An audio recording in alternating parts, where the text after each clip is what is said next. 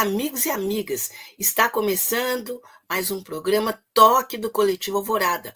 Hoje é terça-feira, 20 de maio de 2025. Gente, olha maio acabando, o ano passando numa velocidade que a gente não consegue nem acompanhar, não é verdade? Bom, super boa noite para todos e todas que já estão aqui conosco, para quem está chegando daqui a pouquinho. Para quem já está conosco, aproveita, curte, compartilha, se inscreve lá no YouTube do canal do Coletivo Alvorada, se você ainda não está inscrito, né? Por quê? Porque isso nos ajuda muito. Vocês sabem que nós, né, Coletivo Alvorada, o Toque do Coletivo Alvorada, faz parte da mídia independente, aquela que não tem rabo preso com o agro, com o banco, com grandes empresas, nem com governos. Então, quem nos ajuda a nos tornarmos mais visíveis são vocês, quando curtem e, sobretudo, quando compartilham os nossos programas, as nossas entrevistas. E olha, as entrevistas e os programas que vocês veem aqui, vocês não vão encontrar na mídia corporativa, obviamente, né? Essa mídia que tem rabo preso com tudo, não é? Então lá vocês desistam. Essas discussões, como por exemplo a discussão que nós vamos ter aqui hoje, essa entrevista que nós vamos ter aqui hoje, vocês não vão encontrar em nenhum veículo da mídia corporativa. E por falar no programa de hoje e na discussão que nós vamos ter hoje a gente vai receber uma pessoa absolutamente especial, um pesquisador de primeira linha, que trata de um assunto que hoje é, digamos assim, um desafio para todas as democracias, e eu diria para todas as pessoas preocupadas exatamente com o futuro da democracia. Né? Eu estou falando no professor Gilmar José dos Santos. Ele é professor titular na Faculdade de Administração da Universidade Federal de Juiz de Fora, mas ele, no momento, encontra-se na Espanha, mais precisamente na Faculdade de Comunicação da Universidade de Navarra, onde ele está fazendo o pós-doutorado dele, uma pesquisa que ele propôs e está se aprofundando nessa temática, que tem a ver diretamente com essa grande questão, esse grande desafio dos nossos tempos, que é a questão das redes sociais, a questão da mídia digital, tem a ver com esse desafio das fake news e tem a ver com o super desafio que é como enfrentar essa situação toda, e enfrentá-la por parte dos mais diversos segmentos da nossa sociedade. Né? Então, é sobre isso que nós vamos conversar com o professor Gilmar. E lembrando que, na semana passada, os brasileiros e brasileiras foram vítimas de mais uma fake news. E dessa vez não foi uma fake news vinda de redes sociais, ao contrário, uma fake news criada por um veículo da mídia corporativa. Eu estou falando na Globo News, que inventou aquela história, não é, de que a primeira-dama Janja da Silva tinha criado um constrangimento para o governo brasileiro durante um jantar com o casal chinês Xi Jinping em Pequim, né?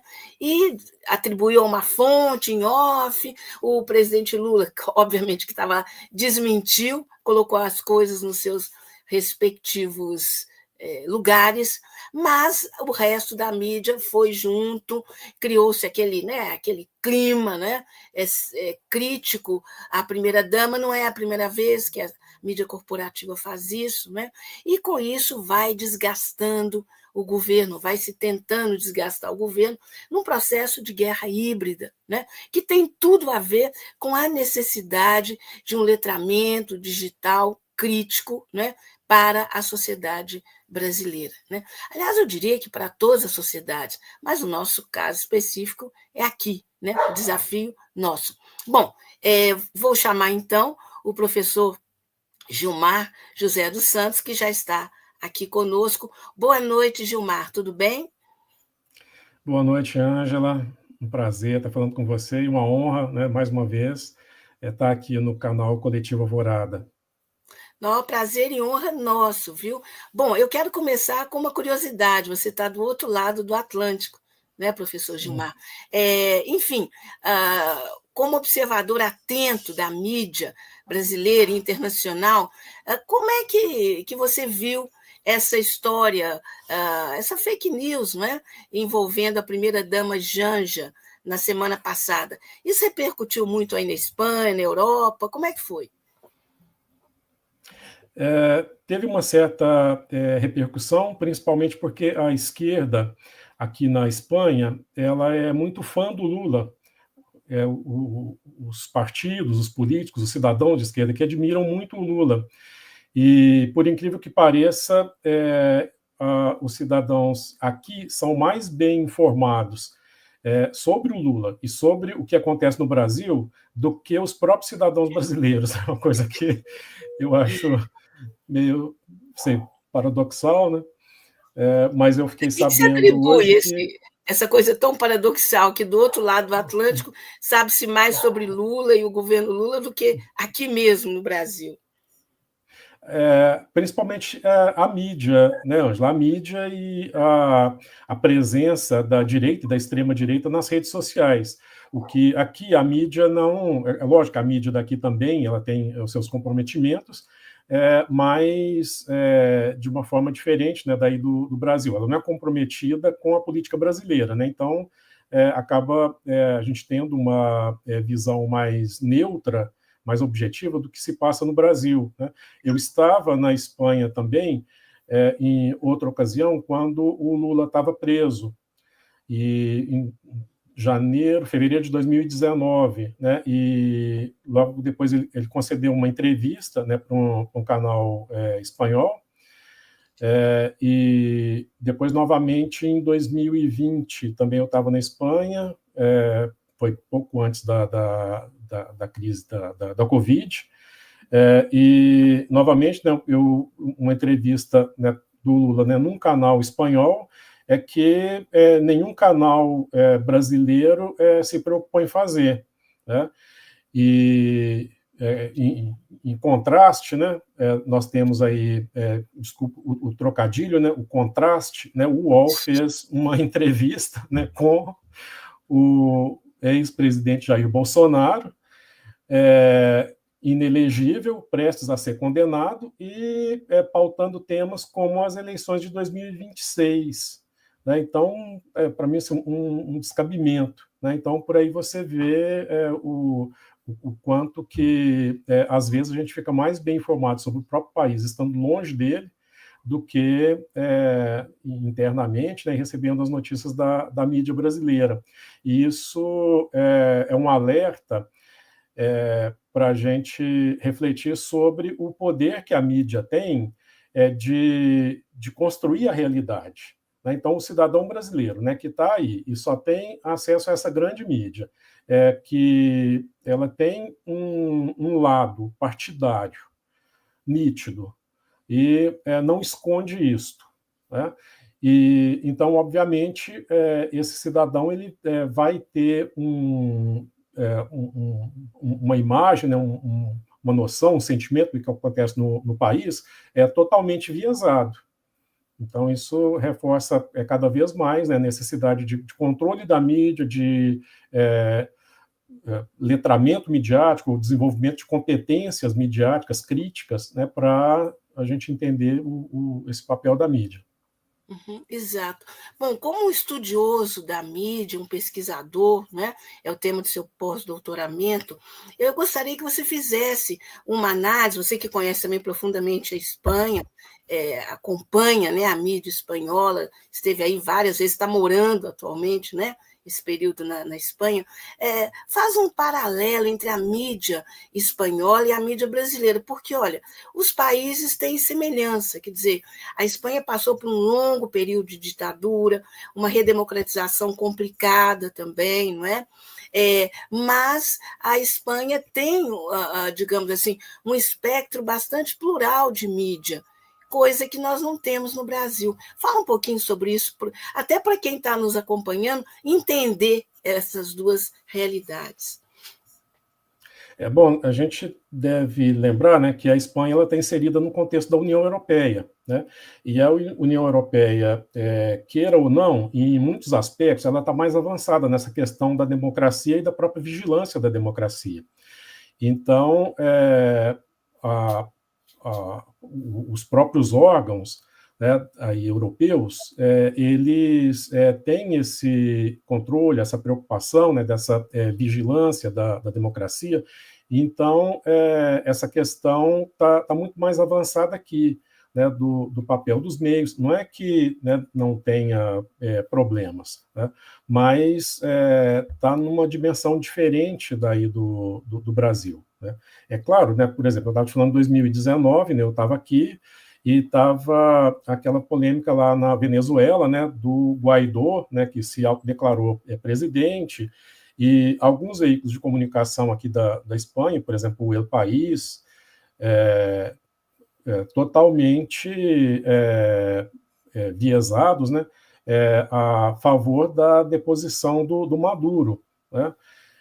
Então, não é que a mídia aqui seja totalmente isenta, né, mas ela está, digamos assim, né, num patamar um pouco melhor do que no Brasil, né, porque existe esse trabalho aqui na União Europeia, né, de tentar melhorar o papel da mídia, né, questão de controle social e outros dispositivos que a gente não tem aí, né, e que aqui está mais avançado. Né. É 100% eficaz? Não, né, mas pelo menos coloca num patamar melhor. Né? A questão palestina, por exemplo. Né? Aqui os cidadãos têm informações muito mais objetivas e isentas do que, por exemplo, a gente tem aí no Brasil, que é uma mídia totalmente pró-Israel, né, declaradamente pró-Israel. Né? E aqui ela costuma ser mais plural, digamos assim. Uhum.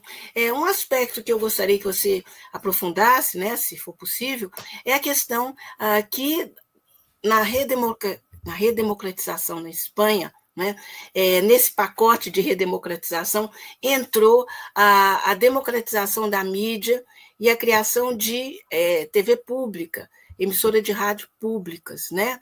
E isso faz uma diferença muito grande. E aqui no Brasil a gente não teve essa questão colocada e temos uma TV pública, TV Brasil, muito frágil e quase uma ausência de rádios públicas, sem falar nas rádios comunitárias muito fracas e com pouca atenção por parte dos governos, né, em especial do governo federal. Você acha que isso é também um traço de diferença? Com certeza. Então, aqui não só a Espanha, né, mas o próprio Reino Unido, né, com a BBC, Bélgica, Alemanha, né, então são países que têm meios de comunicação públicos, né, muito fortes.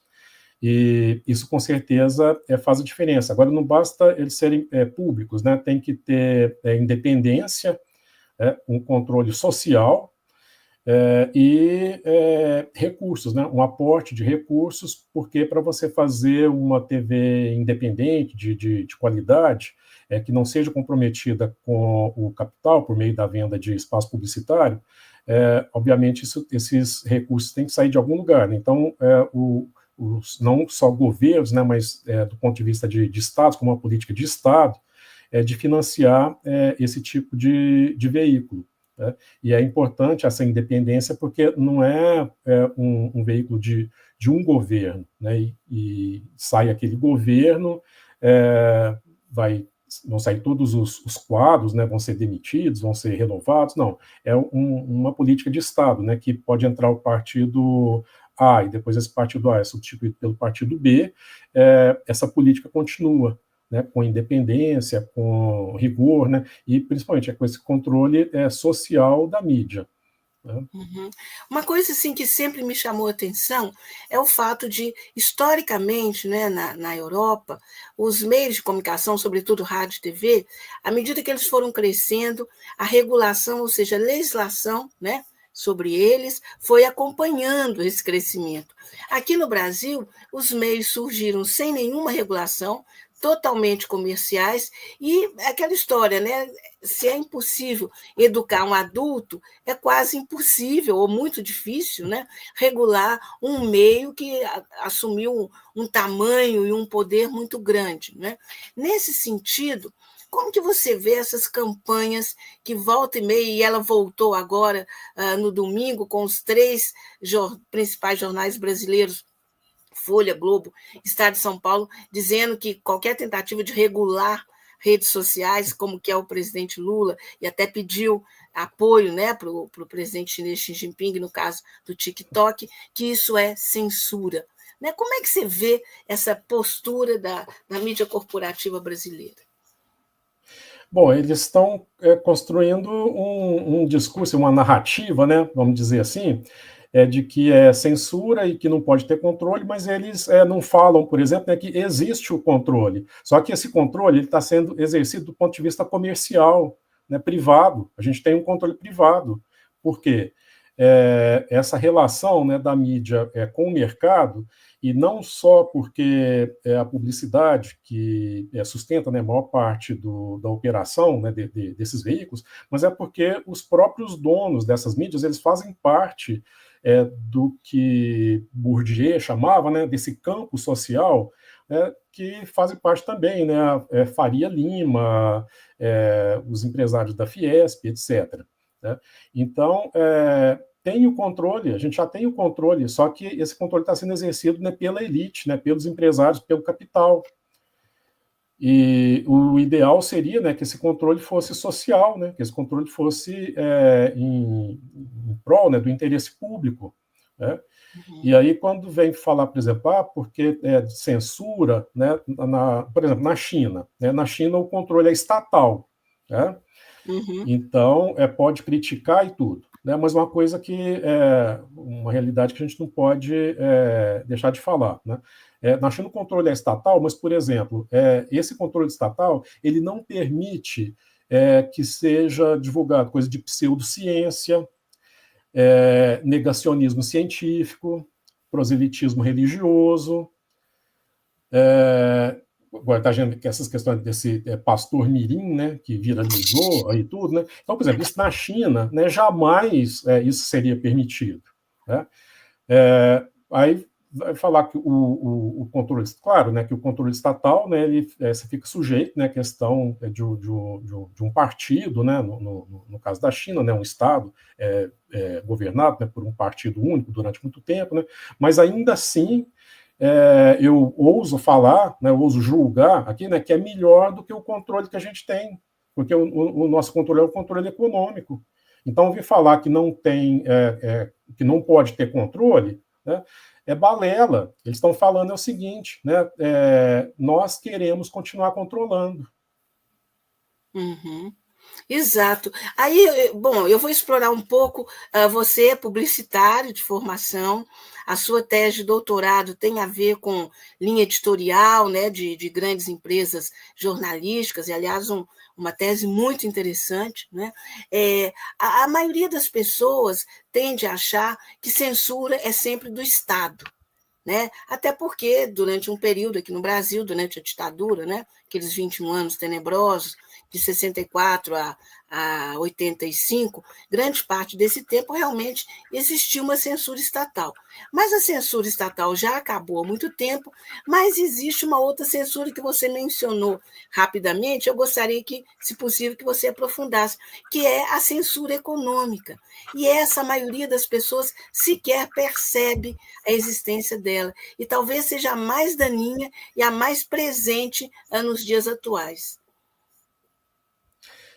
Bom, essa censura, já foram feitos vários estudos, né, em vários lugares do mundo, na época em que se discutia o jornalismo orientado pelo mercado, que era um tipo de jornalismo que era pautado naquilo que as pessoas queriam ler, queriam assistir, e um jornalismo muito voltado para você gerar público, né, gerar audiência e vender, né, entre aspas, essa audiência para os anunciantes. E num modelo, né, de operação econômica dos meios de comunicação, em que a maior parte, né, desse financiamento ela vem do espaço publicitário, então esses veículos eles ficam sujeitos, né, a a esta censura dos anunciantes. Em alguns casos ela é explícita mesmo, né? Você não vai, como se a empresa falasse para o veículo de comunicação, né? Você não vai publicar tal conteúdo, porque tal conteúdo desagrada os interesses da minha empresa, e a minha empresa vai cortar os investimentos em publicidade no seu canal se você continuar, né, divulgando esse tipo de conteúdo. Né? Então, essa é uma censura assim, mais direta. Esse tipo de censura, ela acontece ainda, mas ela é mais rara do que se imagina, ela não é tão frequente assim quanto se imagina. Né? Essa censura ela vem mais por uma questão, digamos assim, de cultura política, né, igual eu falei, né, que os empresários, os donos dos meios de comunicação, eles estão mais atrelados, né, e involucrados aí com essa questão do capital, né, num sentido assim, um pouco mais sutil. Né? Eles fazem parte, né, da mesma cultura, né, às vezes dos mesmos grupos sociais, e principalmente no alinhamento político. Então, você tem esse controle direto das empresas, né, sobre o conteúdo dos meios de comunicação, mas vem muito por essa via política também.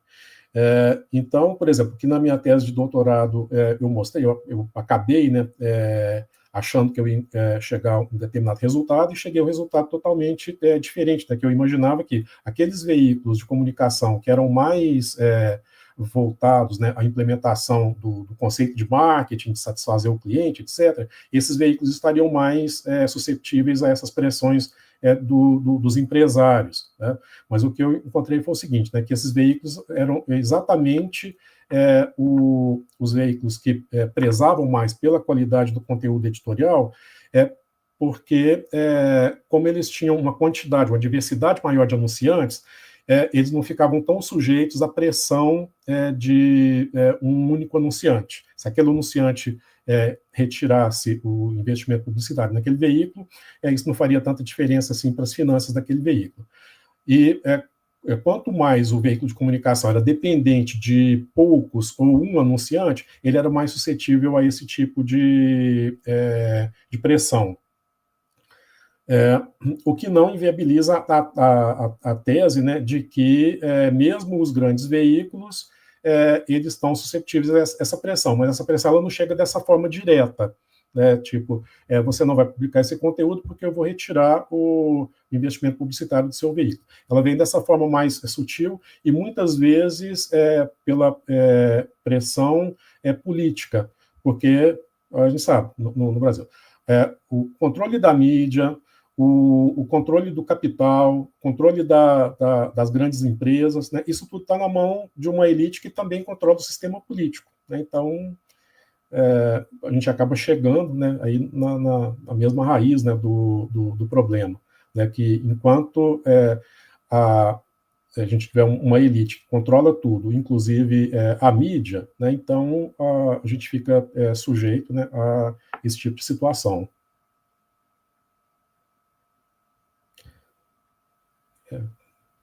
Tá mudo, Ângela. Eu fechei o microfone aqui Sim. por causa do cachorro latindo. Bom, o que você falou, professor Gilmar, é muito importante e interessante, porque você retrata muito bem a situação da mídia corporativa, especialmente a brasileira, que tem dono, não é? E que historicamente joga contra qualquer governo progressista. Né? E nesse momento que a gente está vivendo, é nítido uma verdadeira guerra. Eu diria que está recrudescendo agora, mas ela não acabou em momento algum contra, né, o Lula nesse terceiro governo.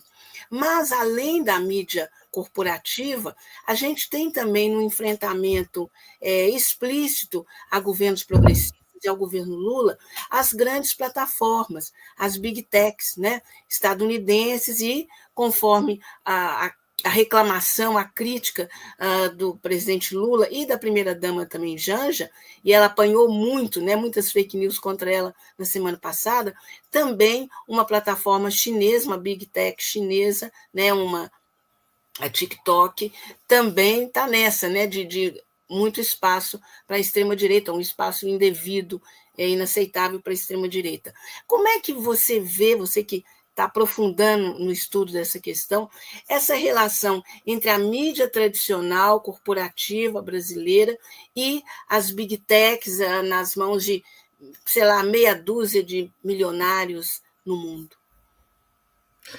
Bom, isso aí agora complicou tudo, né? Porque, assim, quando começou a surgir a internet, né, a possibilidade, né, dessa comunicação interativa em via de mão dupla, né? Não sei se você se lembra de um teórico muito famoso venezuelano, Antônio Pasquale, né, da década de 70, né, marxista, né, que era um conceito marxista de comunicação, né, que ele dizia que para ser comunicação, você tinha que ter o mesmo poder de ser emissor e receptor, né? E o que a gente tinha, na verdade, né, era que você tinha poucos emissores, né, com uma classe, né, com poder de ser emissor, e a outra classe sujeita, né, à condição de receptora, e inclusive sendo vendida, né, como mercadoria, porque eu falei o jornalismo orientado para o mercado, né, era você gerar uma audiência e vender essa audiência, né, para os anunciantes. Então, tudo é serviço do capital.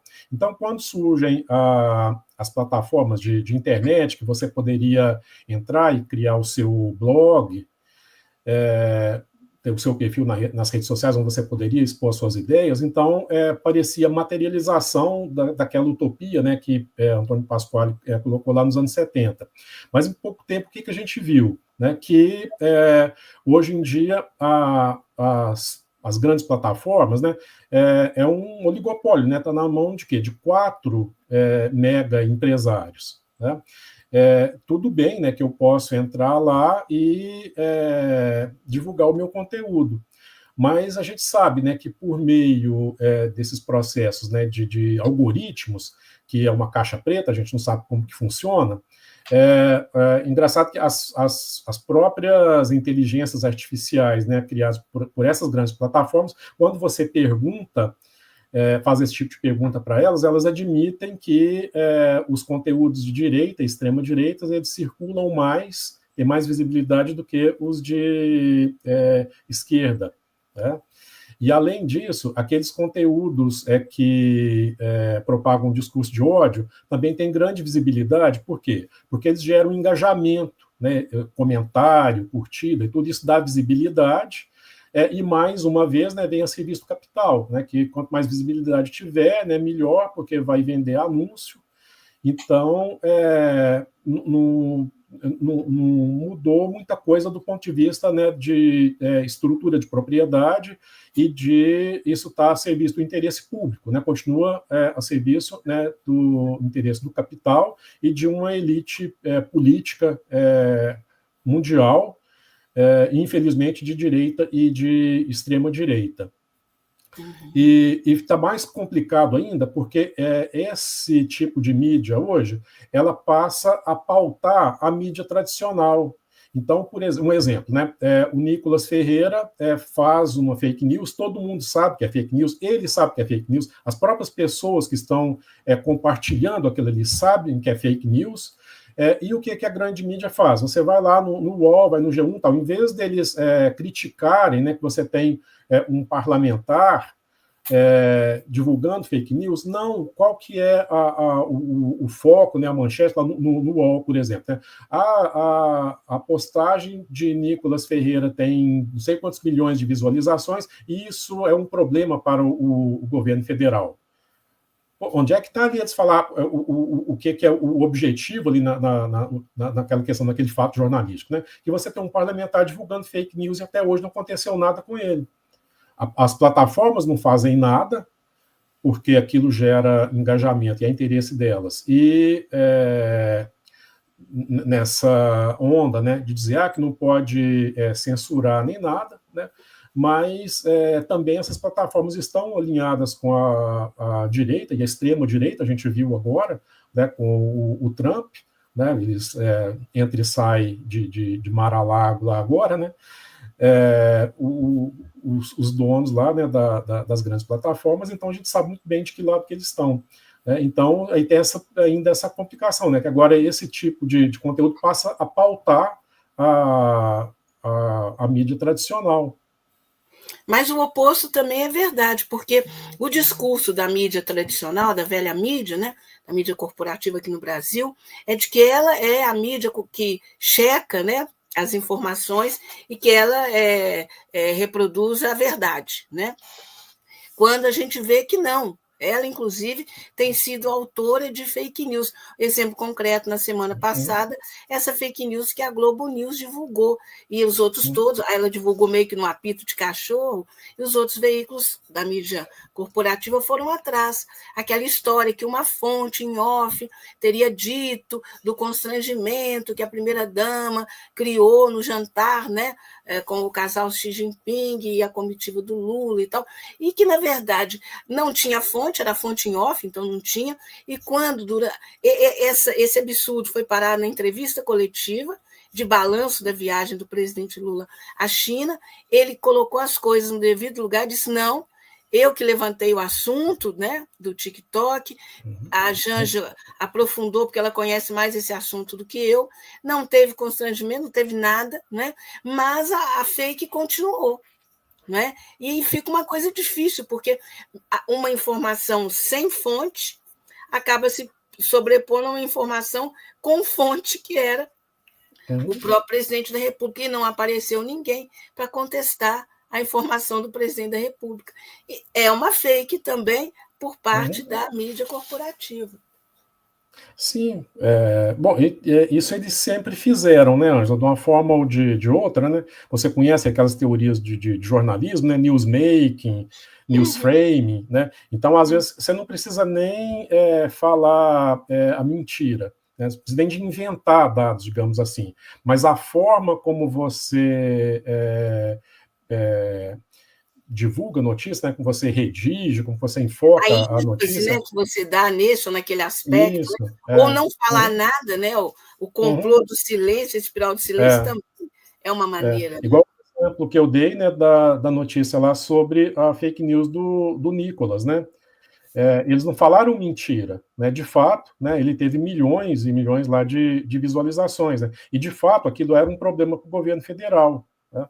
Mas em vez de focar, né, na questão, o que está por trás, né, desse escândalo do INSS, né, que isso começou no governo Bolsonaro, aliás, começa no governo Temer, né, mas ganha uma proporção e relações muito complicadas, né, no governo Bolsonaro, né, que foi o governo Lula, né, que reforçando, né, o papel da Polícia Federal, né, que permite que isso seja investigado, que venha à tona, né, isso não é dito.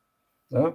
Então, o que eles falaram não é mentira, né, mas a forma como que eles enfatizaram e enquadraram a notícia acabou dando uma repercussão maior, uma visibilidade maior para a fake news do Nicolas Ferreira do que exatamente esclarecer a população. Aí eu pergunto, onde que está a função social, né, desse veículo de comunicação? E lembrando, né, que televisão e rádio no Brasil são concessões públicas.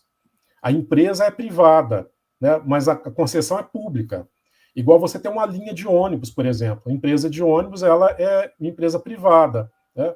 Mas se ela está prestando um mau serviço, ela pode perder a concessão. Aconteceu na cidade onde eu moro, no Brasil, que é Juiz de Fora, né, que a prefeitura bancou, né, peitou uma empresa de ônibus lá muito forte, muito tradicional na cidade, por não prestar um bom serviço. Né? Agora, quando, né, que nesse país eles vão peitar um grande veículo de comunicação? Né? Mas você vai ver, na legislação lá é concessão pública, então tem que estar a serviço, né, do interesse público. Mas a gente sabe que isso não acontece. Está a serviço, né, do interesse privado e, pior, né, de políticos que estão se lucretando, né, do Estado em prol dos seus interesses privados. Então, está tudo muito interrelacionado de uma forma muito complicada, muito complexa, numa rede aí de de relações, né, é que se para a gente, né, que estuda, né, e está atento a isso, é difícil, né, de imaginar, imagina para o cidadão comum, tá? E aí vem a questão do letramento midiático, né, alfabetização midiática, como alguns lugares se fala, né? Só que isso também não é uma coisa que acontece da noite para o dia, né? E a gente está sempre correndo atrás, né? Então, a gente já tem vários, a Unesco, por exemplo, né, já tem vários relatórios da Unesco, né, falando sobre a necessidade do letramento, da alfabetização midiática, mas aqui na Europa, por exemplo, já está um pouco mais avançado, mas no Brasil, por exemplo, né, a gente tem uma política, né, de inclusão digital que toca mais ou menos nesse assunto, mas não é só por aí, né, a gente tem que ter essa competência midiática crítica, né, mas, né, para um país, né, em que as pessoas não têm boa parte da população são analfabetos funcionais, né, e você vai falar ainda, né, sabe nem ler e escrever, né, com um nível de compreensão, né, como é que essas pessoas vão ainda compreender a mídia e o que está por trás, né, de como se produz um conteúdo da mídia, né, quais são os interesses envolvidos, né, quais são as tecnologias, os processos, né, essa relação da mídia com a política, com o capital. Então, fica uma situação assim, muito complicada. É claro que estou sendo um pouco pessimista, né, mas, por outro lado, eu acredito, né, que a gente pode fazer alguma coisa nesse sentido. Vai ser devagar, né, aos poucos, mas é importante a gente ir Exato. isso. Antes da gente entrar propriamente nessa parte, que é inclusive a sua pesquisa, né, ou pelo menos parte dela, tem muita gente chegando agora, né, aqui no programa do Toque do Coletivo Alvorada. Eu quero dar boa noite para todo mundo, né? Sejam todos e todas muito bem-vindos. Tem gente dizendo, ai, que pena, eu perdi o começo, né, desse assunto importante. Então, olha, perdeu não. Perdeu não pelo seguinte, o programa, a hora que termina, ele fica lá no YouTube gravado e você pode assistir do começo, do meio, de onde você quiser, na hora que for mais conveniente para você. Né? Então, você não perdeu, não. Segue com a gente até o final, a partir de agora, e depois você vai lá e assiste. Né? E olha, você pode também fazer perguntas, né, para o professor Gilmar. Aliás, eu tenho aqui já o Virgílio Dutra Pena, que está dando boa noite a todos e todos e pedindo para você aprofundar nessa questão, que é o tema do nosso programa, né? Letramento digital, midiático, crítico. Ele quer entender melhor o que é isso. E tem também uma pergunta do Rômulo Reis. Talvez seja melhor, viu, professor Gilmar, se responder primeiro a pergunta do Rômulo, depois a gente entra na questão do digital. A pergunta do Rômulo é o seguinte: na Argentina, a regulação da mídia ocorreu em 2009. Dá para analisar os resultados dos nossos vizinhos hoje e podemos tomar como exemplo aqui no Brasil? Ele está perguntando isso para você. Bom, eu não tenho os dados, né, da Argentina, né, de como que está os veículos, né, a mídia, né, e ver assim, os resultados dessa regulação. Né, eu teria que ter acesso a esses dados, né, fazer essa análise. Né, mas que seria interessante, né, porque um país com uma trajetória parecida com a nossa, né, em determinados aspectos, e talvez servir de exemplo, né, pegar o que deu certo lá e o que não deu certo. Né. Agora, em 2009, se não me engano, era governo Kirchner, da Cristina Kirchner. Né. Isso. E eu me lembro, né, de polêmica, né, dela envolvendo principalmente a empresa controladora do Clarim, né, não sei se você se lembra disso, né, Uhum. que também, né, fazer esse comportamento, né, de enquadrar, né, e formatar suas notícias para prejudicar a reputação do governo, né? Então, assim, desculpa eu não poder responder, né, mas Olha, tem alguns aspectos que eu acho que a gente pode recordar, podemos recordar juntos, né? Primeiro, eu acho que a grande novidade da Lei dos Meios, né, que é essa regulação na Argentina, é que ela veio de baixo para cima. Né? Ela foi uma demanda da própria sociedade, depois do país sofrer tanto com ditaduras tão ferozes, não é? Uma história parecida com a história brasileira em termos de ditadura. Então, a população estava cansada das mentiras, né, que a classe dominante, os militares contavam. Então, isso foi fundamental para que surgisse essa demanda popular mesmo. E o que o governo da presidenta Cristina Kirchner fez foi, digamos assim, apoiar esse debate e consolidar esse debate numa proposta de lei que foi enviada ao Congresso. Foi muito debatida, muito criticada, é claro que a mídia corporativa caiu de pau, né? Mas foi aprovado. E uma vez aprovado, ao contrário de entrar em vigor imediatamente, os grandes grupos de mídia, Clarim à frente, Clarim equivale ao Grupo Globo lá, né? Em todas as áreas, né? Hegemônico e tal. Eles entraram na justiça, judicializaram a lei, né, que havia sido aprovado, e atrasaram que ela entrasse em vigor. Atrasaram quase que 2 anos, se não me engano. Mas ela acabou entrando em vigor. E qual que é a grande importância dela? Porque ela dividiu o espectro eletromagnético em um terço, um terço e um terço. Então, um terço é mídia comercial, um terço é mídia estatal e um terço é a chamada mídia pública, que está na mão dos sindicatos, das entidades, de universidades, etc. Bom, isso foi muito importante porque acabou com aquela hegemonia da mídia comercial. Aqui no Brasil, a mídia comercial é 95%, praticamente, né? A gente não tem mídia pública, estrito senso, a mídia estatal é muito fraca. Né? Além disso, a regulação, a lei dos meios, a regulação lá, ela criou a TV Pública Argentina, que é o canal 7. E, entre outras coisas, por exemplo, o canal 7 é o que transmite Copa do Mundo, o Campeonato Nacional Argentino de Futebol. Então, quer dizer, o canal 7 lá é um canal assim com super audiência. Então, isso fez muita diferença. Né? Agora, pouco depois da lei, né, ter estreado, digamos assim, veio, né, o primeiro governo Macri, um governo neoliberal, e depois o governo do Milei. Mas a gente pode dizer o seguinte: o que temos de resistência na Argentina, né, passa muito por essa lei, a lei dos meios. Né? E, infelizmente, a gente não tem nada. Aí eu acho que, contribuindo para a resposta ao Rômulo, infelizmente a gente não tem nada disso no Brasil.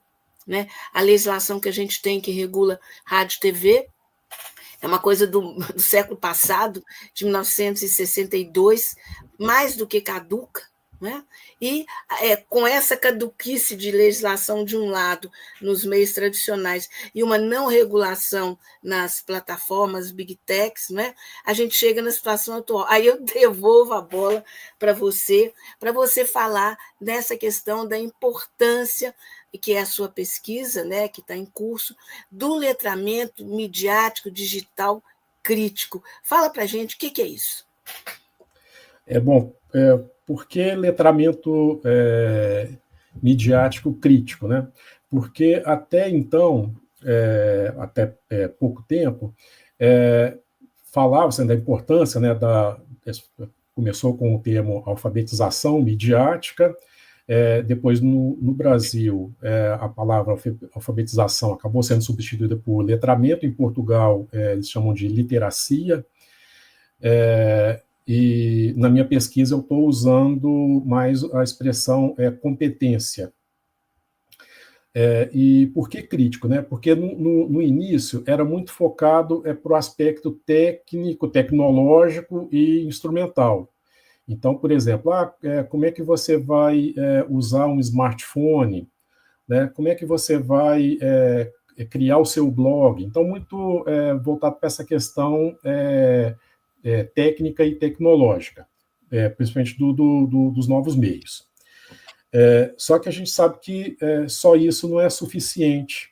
Né? Então, você tem que desenvolver outras competências, porque, além do tecnológico, você tem que entender os processos políticos, econômicos e sociais que estão por trás da produção e da distribuição e disseminação das notícias, do conteúdo. E o público que eu quero pesquisar especificamente, como eu estou na área da administração, são os pequenos e médios empresários e os gestores, né, de pequenas e médias empresas. Né? E por que, né, a escolha desse público? Primeiro que a própria lei, né, do letramento digital no Brasil, ela é muito focada para aquela formação, aquela educação no contexto escolar.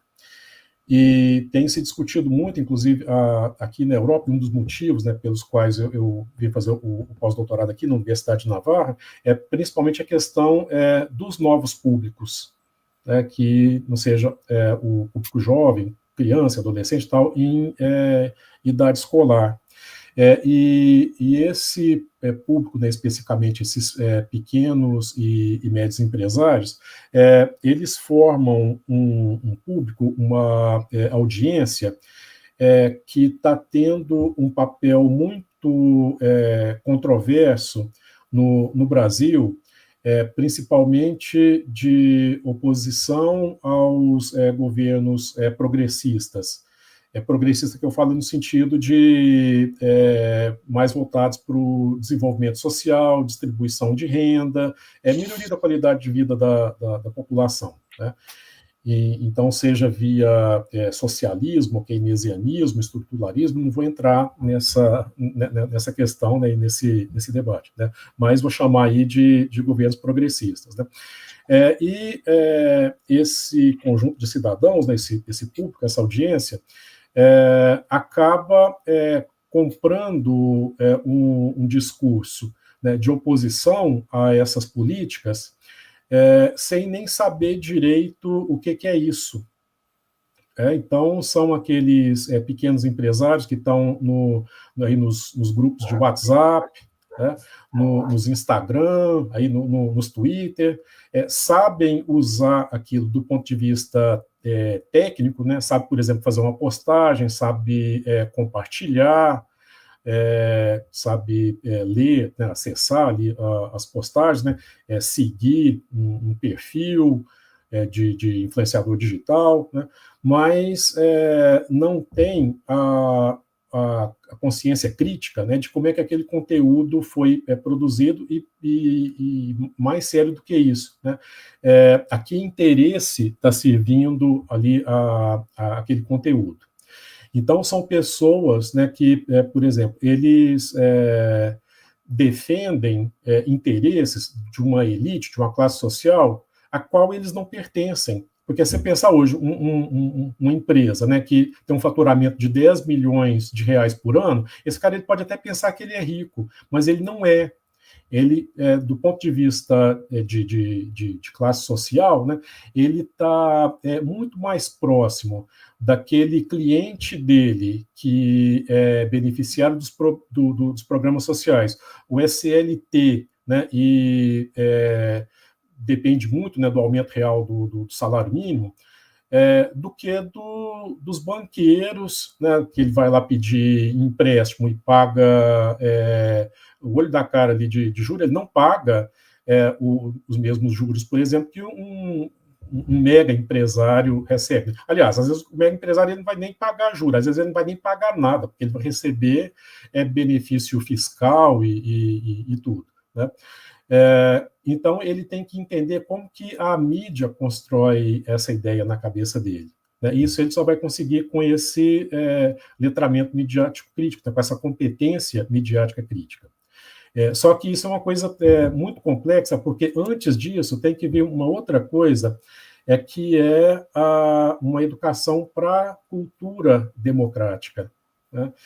Então, é por isso que eu falo, né, uma coisa que a gente está começando a discutir isso agora, nós não vamos ver isso, né, na nossa geração, né, vamos dizer assim, nessa encarnação, né, mas é uma coisa que a gente tem que começar, tem que começar de algum lugar, né, então é bom a gente começar a pensar nisso agora, né. Então, grosso modo é isso, né, esse letramento midiático crítico, essa competência midiática crítica, né, é essa capacidade, né, de entender os processos políticos, econômicos e sociais de produção da notícia, dos conteúdos que circulam tanto nos meios tradicionais quanto nos novos meios, e não apenas aquele letramento técnico, tecnológico, né, instrumental. Exato. Quando você fala, né, que, enfim, na nossa geração, digamos assim, a gente não vai ver isso, né? Pode parecer uma posição pessimista, mas eu acho que eu entendo muito bem o que você está dizendo. Pelo seguinte, vamos pegar a Europa, né? Você está na França, desculpa, na Espanha. Quando que começa, digamos assim, um trabalho de letramento midiático na Europa? Logo depois da Segunda Guerra Mundial. A próprio processo de reconstrução da Europa, né, com o estado do bem-estar social, o welfare state, um dos itens do welfare state que nunca é mencionado é exatamente a competência para o relacionamento com os meios, né? E uma das grandes metas era acabar com o analfabetismo, com a ignorância, inclusive o analfabetismo em relação à rádio e TV.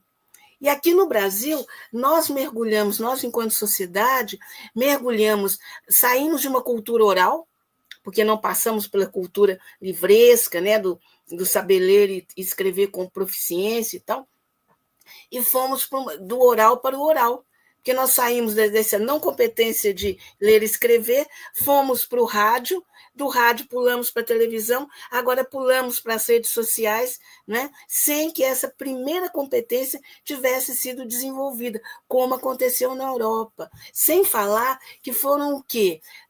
Vamos pegar do meados dos anos 40, né?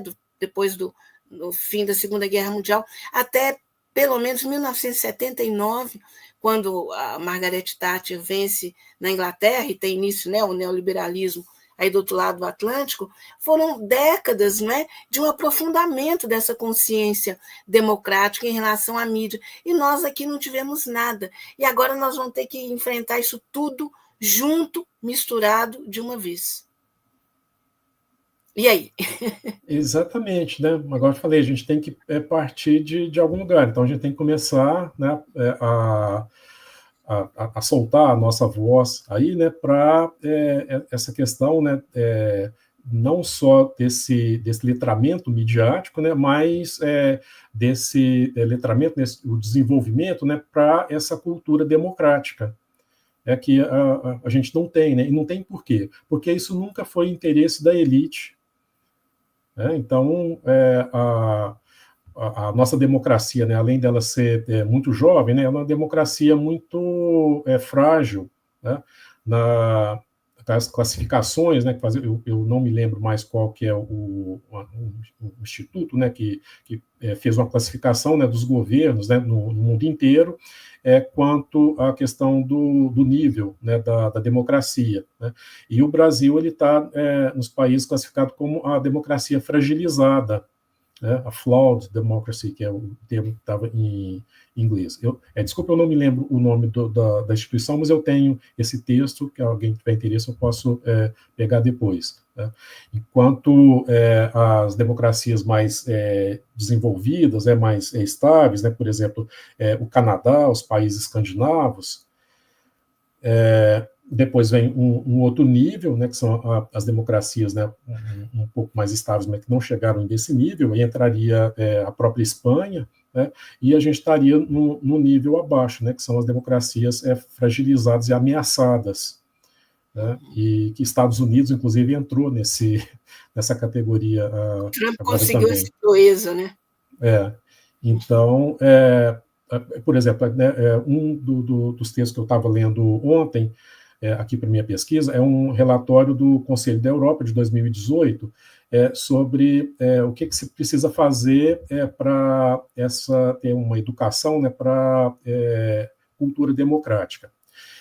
Então, é uma coisa muito complexa. Então, eles dividem em 4 dimensões. As 4 dimensões, eles listam 20 competências, e para cada uma dessas competências são 5 ou 6 habilidades, que vão desde a relação, né, com a mídia, né, até você entender questões de economia, né, por exemplo, como que é gerado um déficit público, quais os efeitos de um déficit público, são coisas assim, muito complexas, né, que o cidadão, não digo nem o cidadão médio, né, mas assim, o cidadão com formação universitária no Brasil tem dificuldade de entender, né, então você imagina aquele tiozão lá, né, que fica recebendo coisas lá do grupo de extrema-direita lá, que ele faz, que ele acha que faz parte, né, e fica replicando aquilo, né, e acreditando naquilo, né, e sem essa consciência crítica, né. Então, e aí já situação, por exemplo, vou dar um exemplo, né, não do Brasil, né, no caso só do Brasil, ver que isso acontece em outros lugares, mas eu tenho um amigo chileno, atualmente mora no Brasil, mas ele se autodeclara de direita, né? E gosta muito de conversar comigo, que ele fala que eu sou de esquerda, mas que eu converso com ele mesmo sendo de direita, assim mesmo. E realmente eu gosto de conversar com ele para, né, não ficar só dentro da minha bolha, né? E ele está preocupado, né, com a questão da imigração no Chile, porque, segundo ele, o país foi tomado pelos venezuelanos e que a maioria dos venezuelanos são delinquentes. Eu falei com ele, olha, você está falando no sentido figurado. Ele não, é a maioria mesmo. Você quer dizer, a maioria, mais de 50%, ele é só uma minoria que a gente... A maioria, né, são delinquentes. E aí eu, de curiosidade, fui pegar os dados, né, de fato, né, da criminalidade no Chile, a questão da delinquência no Chile, né, e se alguém quiser, eu até tenho os links aí, né, de onde eu busquei esses dados. Então, olha só, o Chile tem 1.600.000 pessoas estrangeiros vivendo no Chile. Desses, 1/3 são venezuelanos, 33% são venezuelanos. A porcentagem, né, da população carcerária, né, que está cumprindo pena no Chile por algum motivo, de venezuelanos, é 26%. Então, pela proporcionalidade, você já vê, né, se eles são 33% dos estrangeiros, então, na média, né, eles estão abaixo dos bolivianos e dos colombianos, em termos de população carcerária no Chile. Os venezuelanos cumprindo pena por homicídio, aí é um pouquinho mais alto, aí dá 38%, mas ainda assim não foge muito da proporção aí dos 33%. Só que esses 38%, esses 33%, né, que estão encarcerados, né, lá no Chile, eles representam 0,4% dos venezuelanos vivendo no Chile.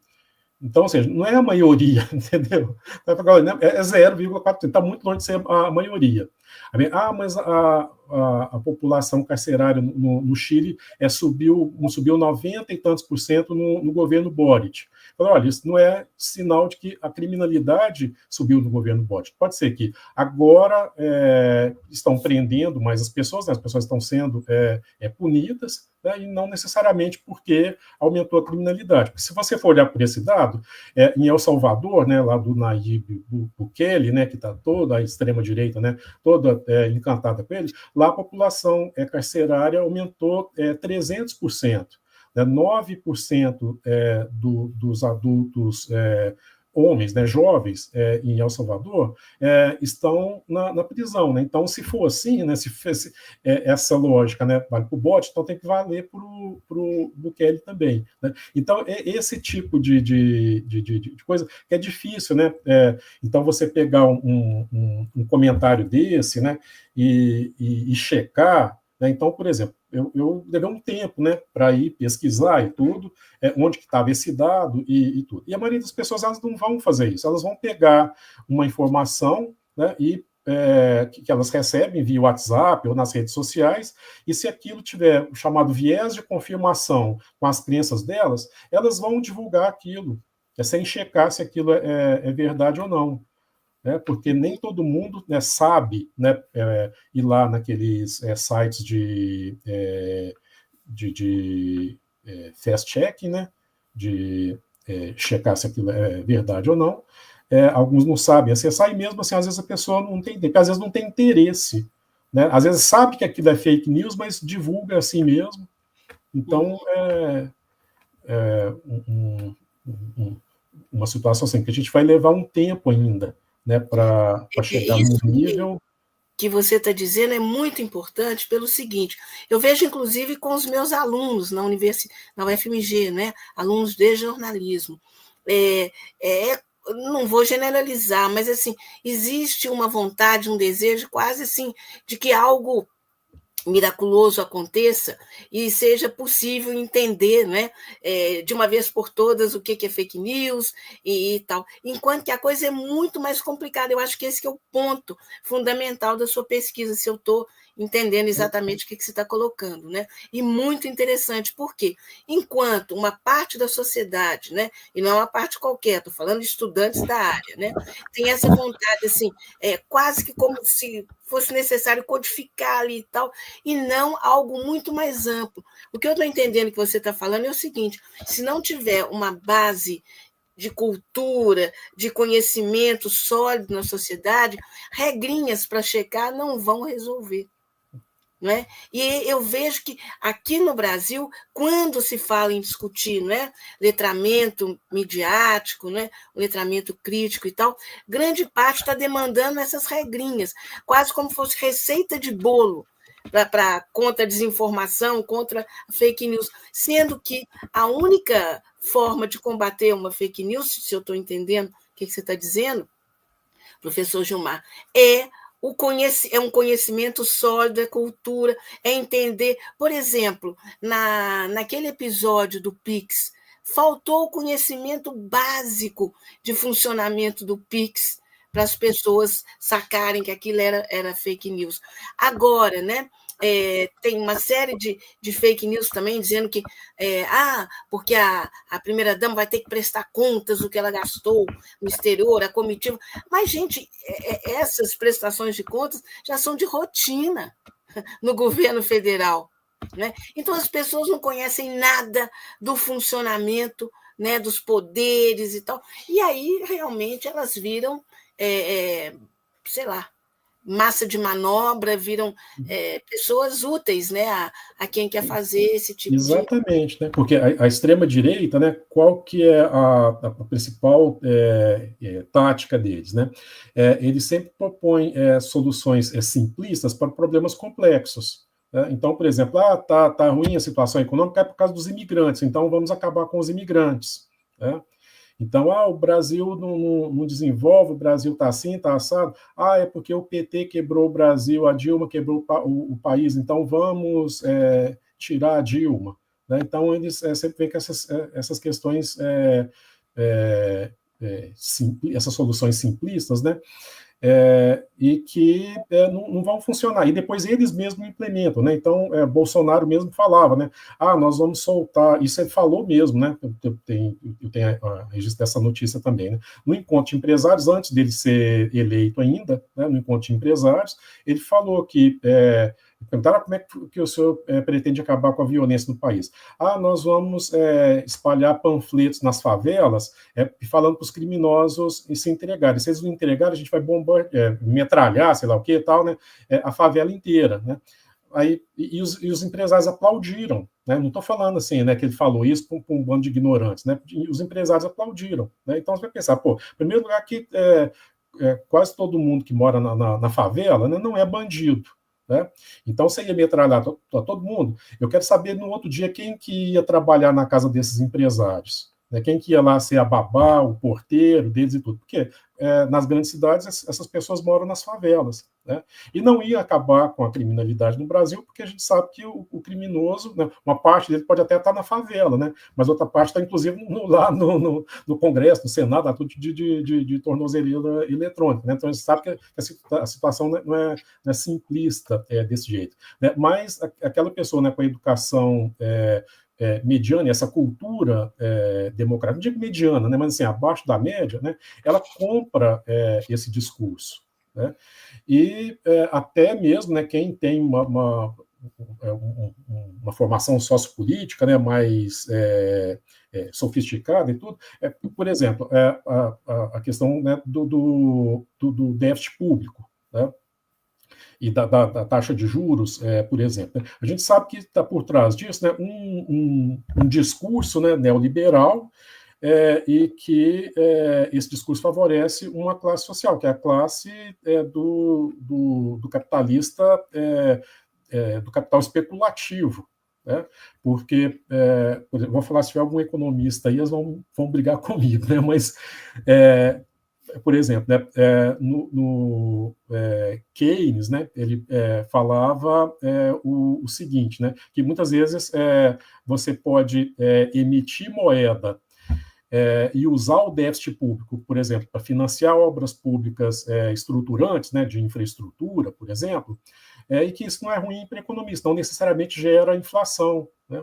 E o JK fez isso também, né? Né, ele não gerou esse impacto inflacionário, né? Não, mas a economia ele fala, não, o correto é elevar a taxa de juros, né? Não pode fazer isso não, tal, porque isso vai ser ruim para o país. Só que eles não sabem, por exemplo, que essa taxa de juros alta, né, que de uma certa forma ela acaba atraindo, né, um capital estrangeiro que vem aqui investir e tudo, né?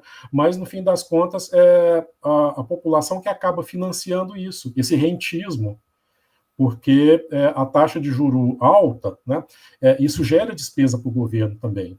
E essa despesa sai de onde? É dos cofres públicos, né, para poder atender o interesse desse capital rentista, né, mas isso não, vamos dizer assim, não pode ser colocado dessa forma, que é tipo um tabu, né? Então, e isso, né, quem defende esse discurso, né, são pessoas economistas formados e tudo, e com grande experiência e tudo.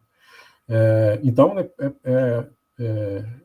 por isso que eu estou falando, né, que isso são muitas camadas, né, aí de um mesmo processo, né, que a gente vai levar um certo tempo aí, né, algumas gerações, né, para poder ter uma transformação nisso, né, pelo menos melhorar um pouco, né, e esses veículos de comunicação eles estão um pouco mais a serviço do interesse público do que desse interesse do capital. Exato. Bom, professor Gilmar, a conversa está ótima, as pessoas estão gostando muito. Agora, infelizmente, a gente está caminhando para o final. Então, eu gostaria de, como última pergunta, antes de deixar o espaço aberto para suas considerações finais, não é? Quando que a gente vai ter acesso à sua pesquisa? Tem um prazo já para ela ficar pronta? Em que pé que ela está? Bom, eu me comprometi com o meu plano de trabalho de produzir 2 artigos. Eu vou produzir um teórico conceitual, que eu já estou desenvolvendo, ele deve ficar pronto agora em junho, e o outro, que eu retorno ao Brasil agora em julho e vou fazer a coleta de dados da outra parte da pesquisa, da parte empírica da pesquisa. E aí depois eu retorno para a Espanha e eu vou... Essa coleta vai ser em algum lugar específico do Brasil? Vai ser direto? Vai ser remota? Vai ser direto em Juiz de Fora e Belo Horizonte, com esses pequenos e médios empresários. E eu escolhi do ramo de varejo, né, porque para ficar do ponto de vista metodológico, eu teria que escolher algum setor. Eu escolhi o varejo, que é um setor mais suscetível, né, às questões sociais e econômicas e tudo. E aí depois eu terminando a análise desses dados, aí eu vou produzir outro artigo. Aí a gente fica dependendo da submissão às revistas, né, as revistas científicas, e elas deram parecer, geralmente elas pedem para refazer alguma coisa, alguma parte do artigo, tudo, então a gente fica a depender aí da boa vontade aí dos pareceristas das revistas, né? Mas eu acredito que esse teórico conceitual ele deve estar publicado este ano ainda, e o outro, o meu compromisso é terminá-lo em fevereiro de 2026 e logo em seguida submeter à revista. Então ele deve estar mais ou menos em meados de 2026, eu acredito que ele já esteja publicado. Ah, que bom. Então, ambos saem antes das eleições de 2026. Eu acho que vão ser muito úteis, né? Uma referência importante, porque, enfim, isso tudo que a gente está conversando, sem dúvida que as eleições vão potencializar, né? Muito debate, mas também o surgimento de muita fake news, de muita pressão, né? Isso só já está surgindo, né? Já está surgindo, já. Né? Exato. Então, olha, parabéns pela pesquisa, muito importante e oportuna, não é?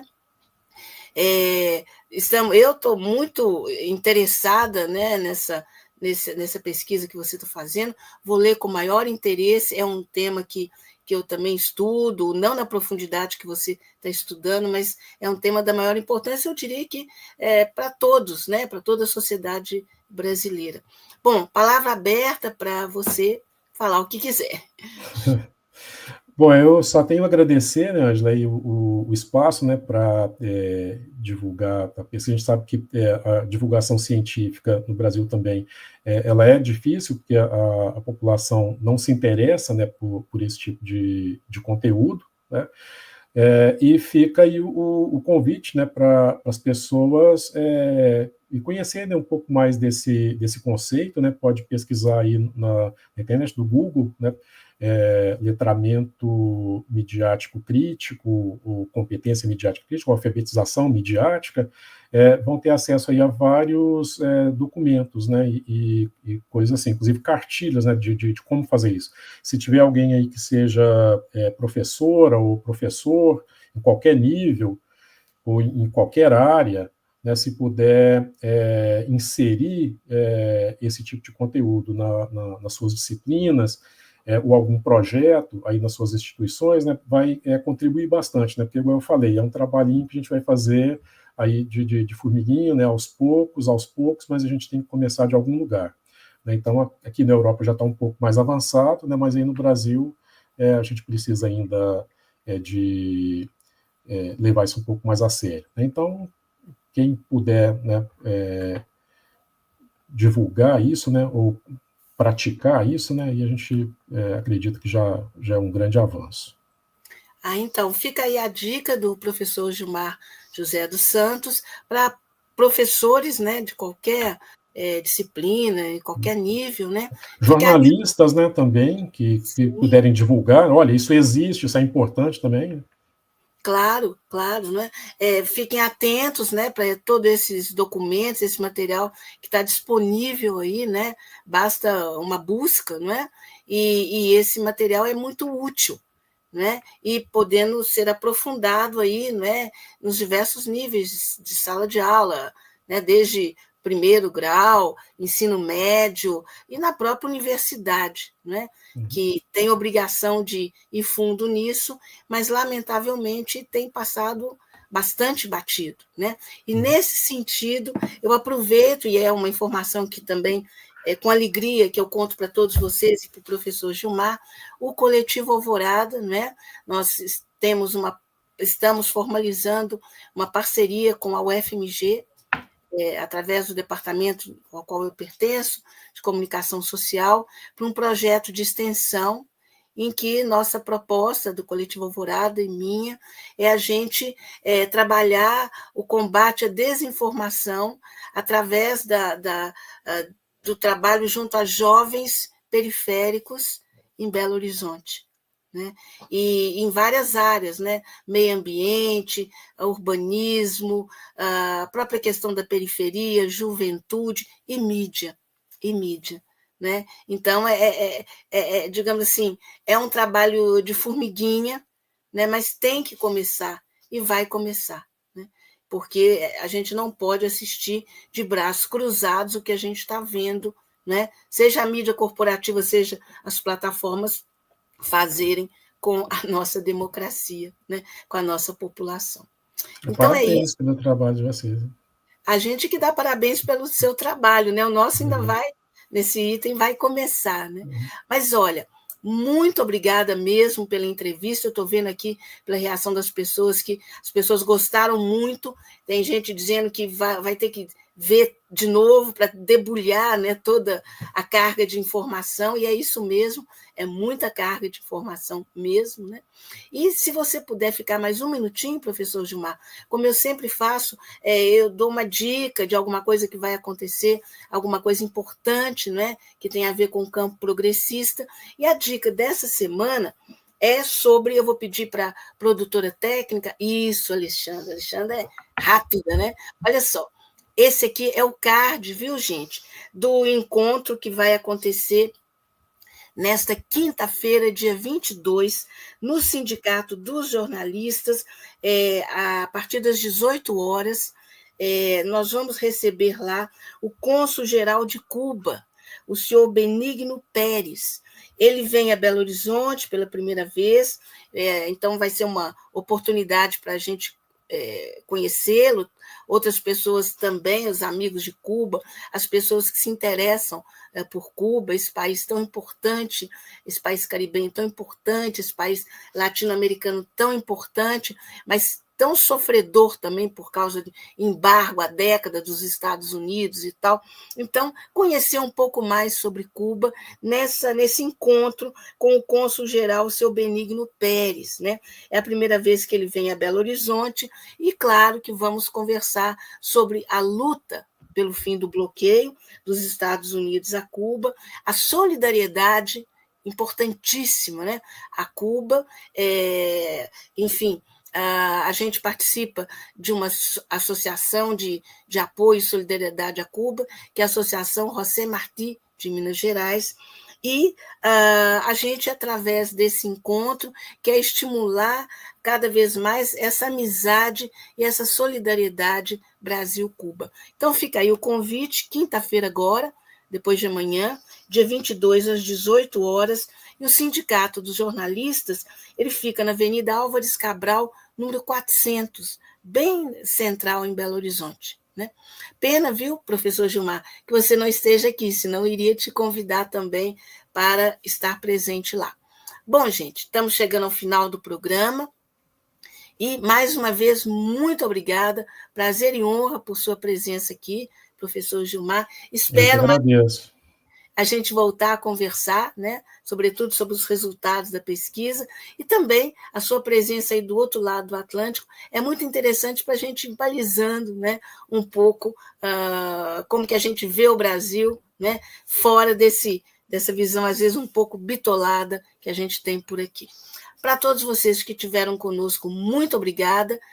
Se quiserem, né, quem chegou depois, assistir o programa inteiro, é só ir lá no YouTube, vai estar lá gravado. Né? E, como sempre, então, até semana que vem. Mas antes disso, né, esse programa não teria acontecido se não fosse a produção técnica da Alexandra Badaró. Esse programa não teria acontecido se não fosse a produção executiva do Pedro Martins. O Toque do Coletivo Alvorada é uma ação do Coletivo Alvorada. Gente, beijo para todo mundo. Valeu, professor Gilmar. Até mais. Tchau. Tchau. Tchau, tchau.